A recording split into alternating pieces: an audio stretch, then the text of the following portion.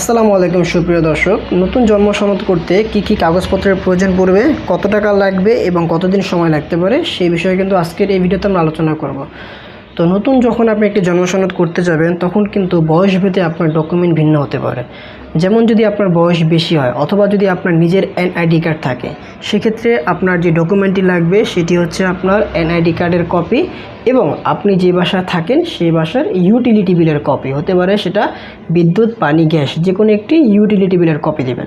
তো এই দুইটি ডকুমেন্ট দিয়ে কিন্তু আপনি আপনার জন্ম সনদ করে ফেলতে পারবেন যদি আপনার এনআইডি কার্ড থাকে।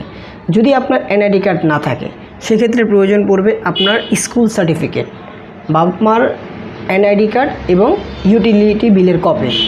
যদি আপনার বয়স কম হয়, কম বলতে এখন কত কম বুঝিয়েছি, যদি আপনার বয়স আপনার 10-এর বেশি হয়ে যায়, যেমন আপনার বয়স 11, 12, 13 হয়ে গেছে, ঠিক আছে, সেক্ষেত্রে কিন্তু আপনার প্রয়োজন পড়বে বর্তমান সময়ে আপনার বাবা মার এনআইডি কার্ড এবং আপনার যে স্কুলে পড়েন সেই স্কুলের প্রত্যয়নপত্র অথবা ছোটোকালে যে টিকা দিয়েছেন সেই টিকা কার্ডের কপি লাগবে।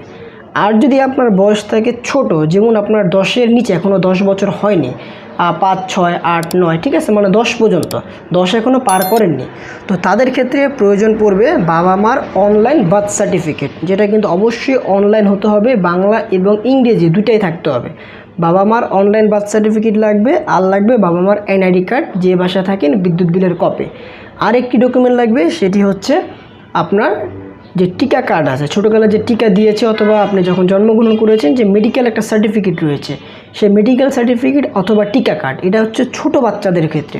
আর যাদের বয়স একটু বেশি, 15 পার হয়ে গেছে, মানে 11 থেকে 20-এর মধ্যে, তো তাদের ক্ষেত্রে স্কুলের প্রত্যয়নপত্র অথবা স্কুল সার্টিফিকেট, বাবা মার এনআইডি কার্ড আর ইউটিলিটি বিলের কপি। যদি আপনার এনআইডি কার্ড হয়ে যায় সেক্ষেত্রে এনআইডি কার্ড, আর যদি আপনার এনআইডি কার্ড নাই কিন্তু আপনি প্রাপ্তবয়স্ক, সেক্ষেত্রে আপনার লাগবে, যদি আপনার পাসপোর্ট থাকে সেই পাসপোর্টের কপি লাগবে, বাবা মার এনআইডি কার্ড লাগবে। এছাড়া যদি আপনার বয়স বেশি হয়ে যায়, অনেক বেশি হয়ে যায়, কিন্তু আপনার কাছে তেমন কোনো কিছুই নেই, বাবা মার আইডি কার্ড নাই, জাস্ট আপনার কাছে পাসপোর্ট আছে, আপনি বিদেশে ছিলেন, তো সেক্ষেত্রে কিন্তু আপনি চাইলে শুধু পাসপোর্ট দিয়েও করতে পারেন যদি আপনার বয়স অনেক বেশি হয়ে যায়। এছাড়া আপনি বয়স 22, 23 বা আপনার 30-এর মধ্যে থাকলে সেক্ষেত্রে আপনার সার্টিফিকেট বাবা মার আইডি কার্ড দিয়ে কাজ করতে পারবেন। তো এই হচ্ছে মূলত ডকুমেন্ট। আর টাকা লাগবে হচ্ছে সরকারি যেটা খরচ একটি জন্ম নিবন্ধন করার জন্য, সেটি হচ্ছে 50 টাকা, ঠিক আছে, 50 টাকা সরকারি খরচ। আর এটা সময় পেতে লাগতে পারে আপনার 5 থেকে 15 দিনের মতন লাগতে পারে, ঠিক আছে, মানে মিনিমাম 5 দিন আর সর্বোচ্চ গেলে 15 দিন, এর মধ্যে কিন্তু এটা আপনি হাতে পেয়ে যাবেন। অবশ্যই আপনাকে আপনার অফিসে জমা দেওয়ার আগে কিন্তু আপনাকে অনলাইনে অ্যাপ্লিকেশন করতে হবে। অনলাইন অ্যাপ্লিকেশন করে আপনাকে সেই ডকুমেন্টগুলো নিয়ে যেতে হবে। তো কীভাবে অনলাইন অ্যাপ্লিকেশন করবেন সেই নিয়ে কিন্তু অলরেডি আমার চ্যানেলে ভিডিও রয়েছে, সেই ভিডিওটা একবার দেখে কিন্তু আপনি নিজের অ্যাপ্লিকেশন করে ফেলতে পারবেন। তারপরে আপনি অফিসে গিয়ে আপনার কাগজপত্র এবং টাকা জমা দিয়ে আসবেন, তারা একটি রিসিপ্ট দিবে এবং তারা ডেট দিয়ে দিবে, সেই ডেট অনুযায়ী আপনি আপনার সার্টিফিকেটটি তাদের কাছ থেকে কালেক্ট করতে পারবেন। তো এই হচ্ছে মূলত আজকের ভিডিওটি ভালো লেগে থাকলে লাইক করে দেবেন, চ্যানেল নতুন দর্শক হয়ে থাকলে চ্যানেলটিকে সাবস্ক্রাইব করে রাখতে পারেন।